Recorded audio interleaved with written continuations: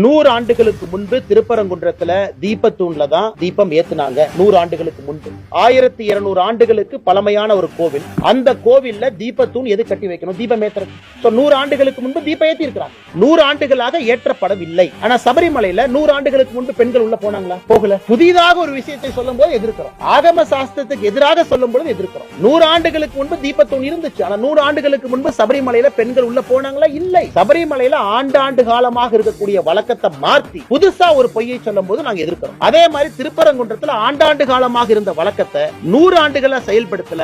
இன்னைக்கு செயல்படுத்த வேண்டும் என்ற நீதிமன்றம் தீர்ப்பு கொடுக்கும் பொழுது அதற்கு அரணாக நாங்கள் நிற்கின்றோம். ஆனால் எங்கள் நிலைப்பாட்டுல சபரிமலையாக இருந்தாலும் திருப்பரங்குன்றம் இருந்தாலும் இந்து மக்களுடைய உணர்வு, அவங்க என்ன நினைக்கிறாங்க, எது நியாயமோ, கோர்ட் என்ன சொல்லி இருக்கும். சபரிமலை எதற்காக கோர்ட் அப்பீல் நிறுத்தி வச்சாங்க? இந்த போராட்டத்தை பார்த்தாங்க, தவறுன்னு புரிஞ்சுக்கிட்டாங்க, அப்பீல் வந்து போச்சு, கேரள அரசே தன் ஸ்டாண்ட மாத்துச்சு. ஆனால் இன்னைக்கு இந்த மாதிரி ஒரு குழப்பமான ஒரு விஷயத்தை திமுக சொல்றாங்கன்னா உங்களுக்கு சபரிமலை இஷ்யூவும் புரியல, திருப்பரங்குன்ற இஷ்யூவும் புரியல. ரெண்டையும் குழப்பி சொல்லுகின்றார்கள். எங்களை பொறுத்தவரை எங்கள் நிலைப்பாடு சமமாக சரியாக